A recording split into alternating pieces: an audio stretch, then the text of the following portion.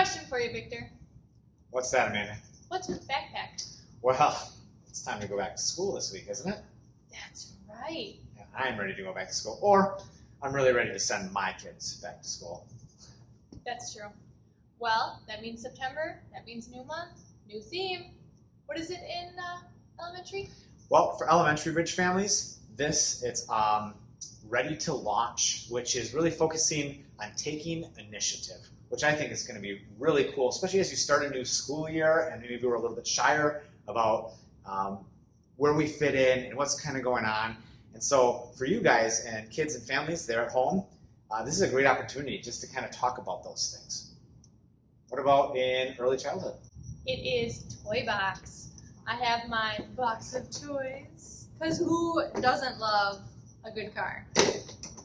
But it is actually about God is always with us, and He's ready to help us. That's awesome. So, Well, families, we hope and we are praying for you guys as you start a school year. We know that the transitions can always be really tough. And the Ridge and Ridge kids, we're here for you guys. Whether you're online or whether you're just not at church this week, we are praying for you guys, and we're excited to see where this new school year takes you guys. So take care. Have a great week. bye. Bye.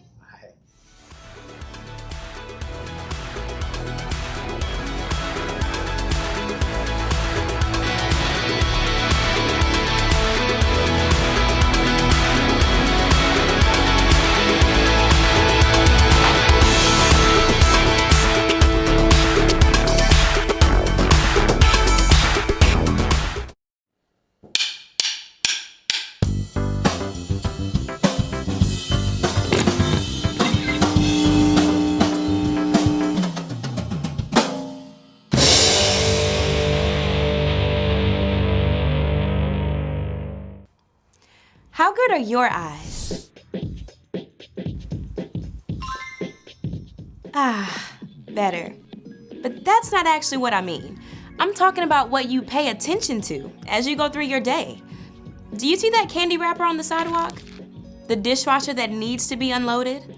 What about the toy lying in the middle of the floor that someone is definitely gonna trip over?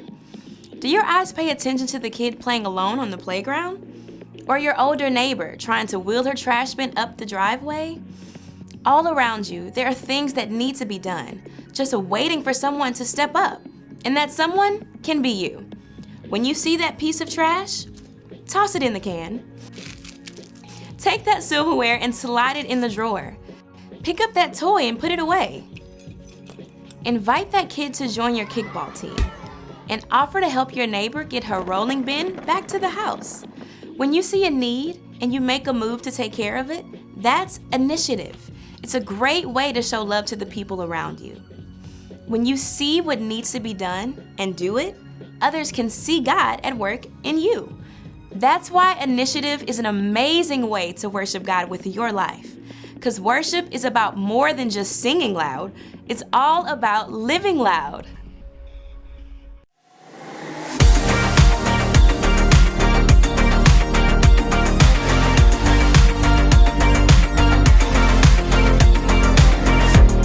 Me got to see what you see. You are doing a great work in me. I've decided I can't stand still. No, you have given me purpose. All my heart is yours. All my life is yours. I will make a move for you, for you. All my heart is yours. All my life is yours.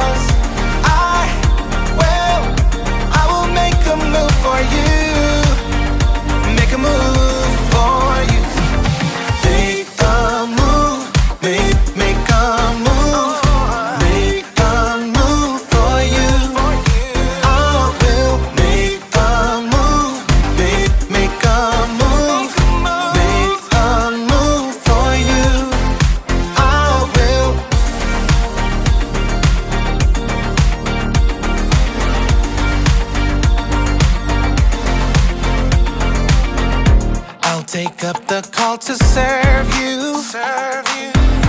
You have given me a job to do.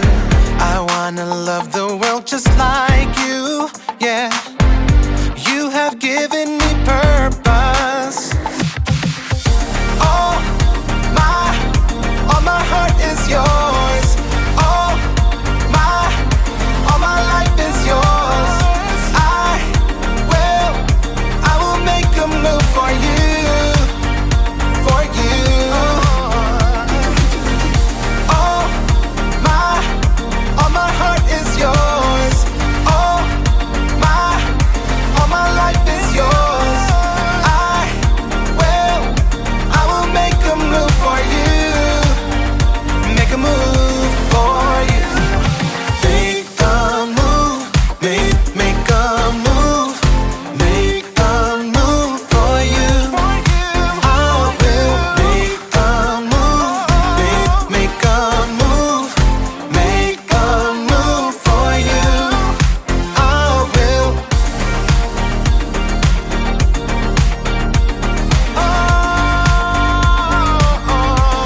Make a move.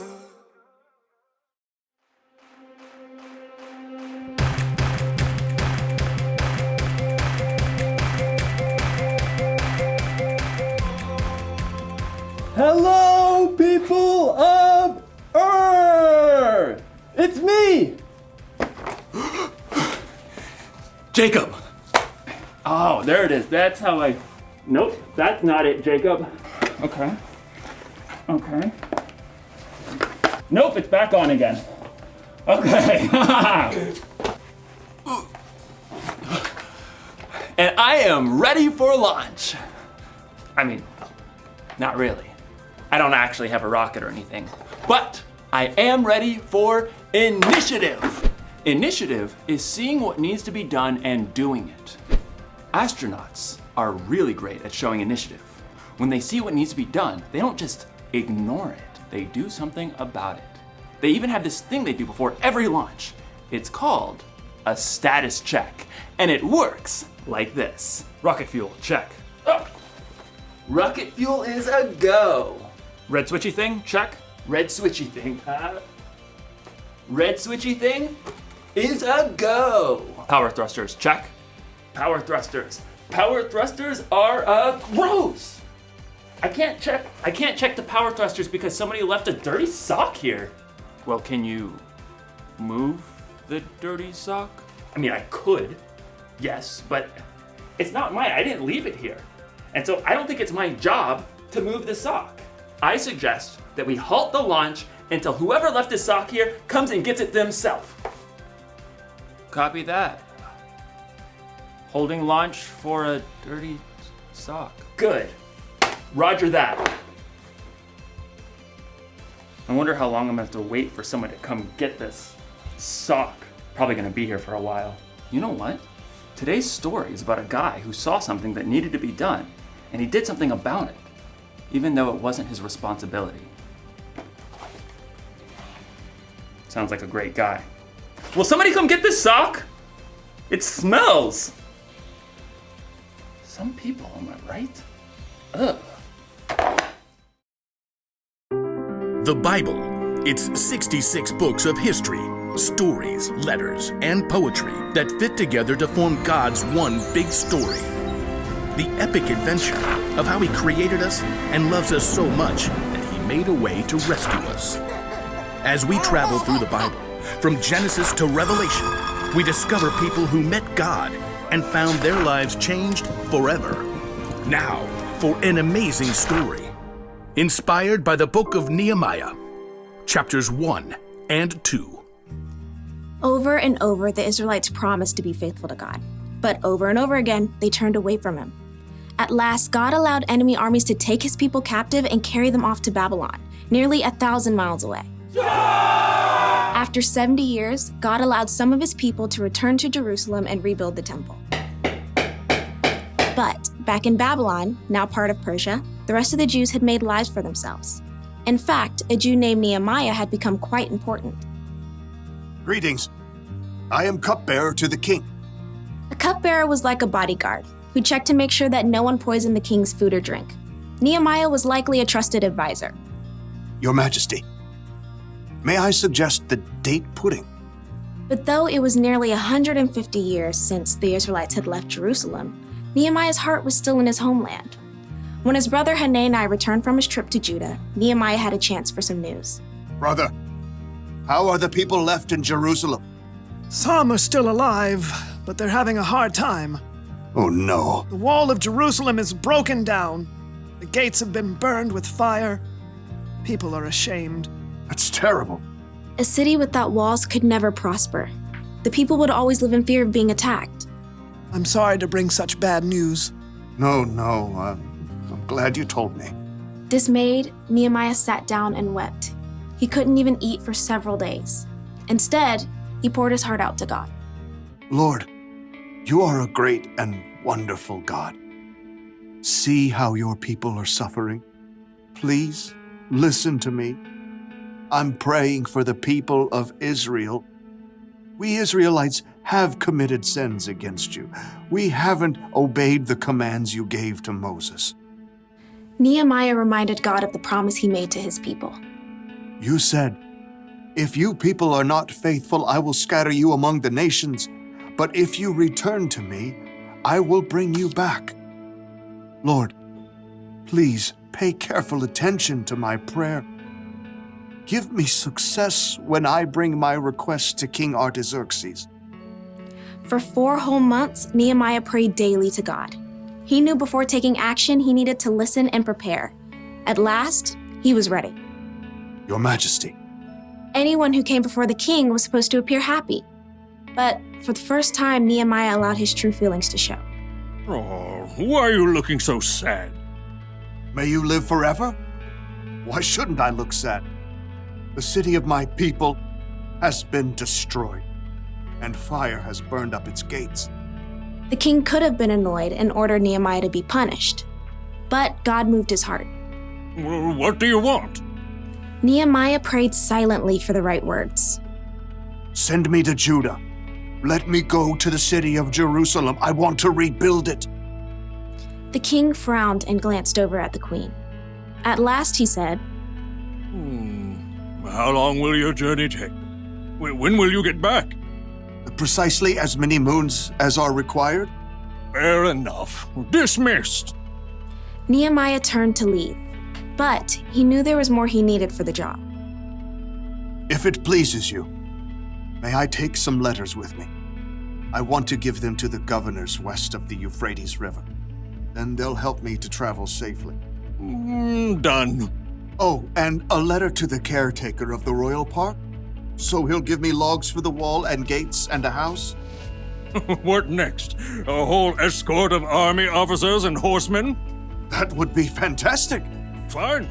All of it. Get on with it. God had given Nehemiah such favor with the king that he had everything he needed for his long journey to Judah. At last, Nehemiah had reached the city he dreamt of his entire life. Jerusalem. Though Nehemiah was overjoyed by the first glimpse of the city, it must have been difficult to see its crumbling, broken down walls. So much work to be done. But Nehemiah didn't tell anyone his plan at first. On a bright moonlit night, Nehemiah snuck out with only a few others to see the full damage to the walls. We have to know what we're up against.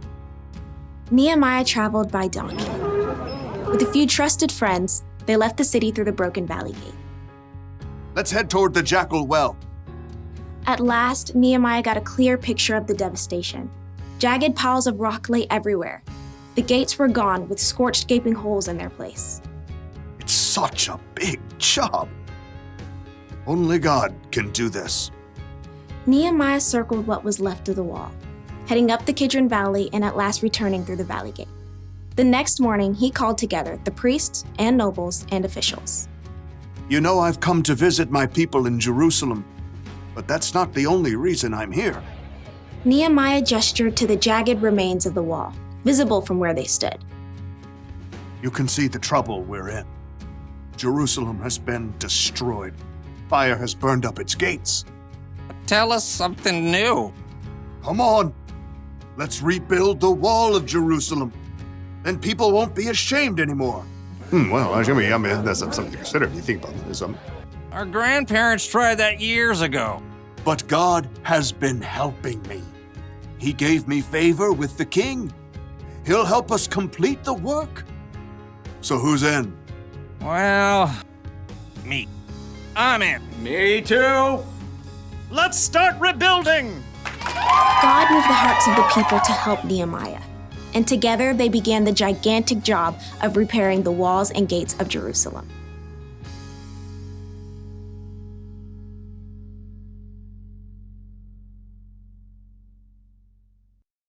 You ever see a piece of trash on the ground and just walk by without picking it up because you didn't put it there?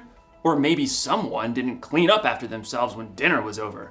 Do you just leave the messy dishes lying around? Do you ignore someone else's dirty sock? A lot of people see what needs to be done, but then don't do it because it's not their job. It's not their responsibility. But showing initiative means getting things done, not waiting for someone else to do it. That's what Nehemiah did when he started rebuilding the wall around Jerusalem.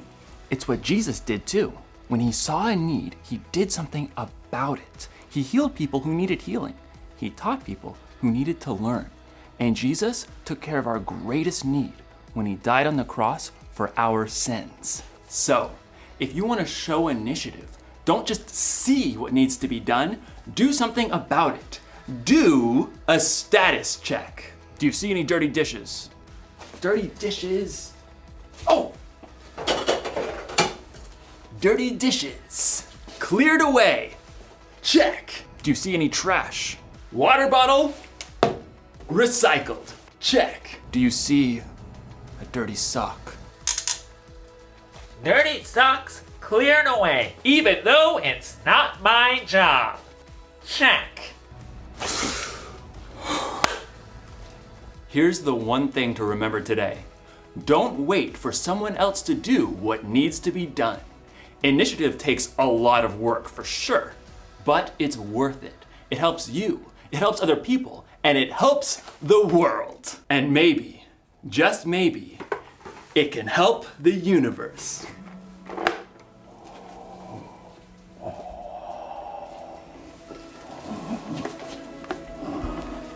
I'll see you next time.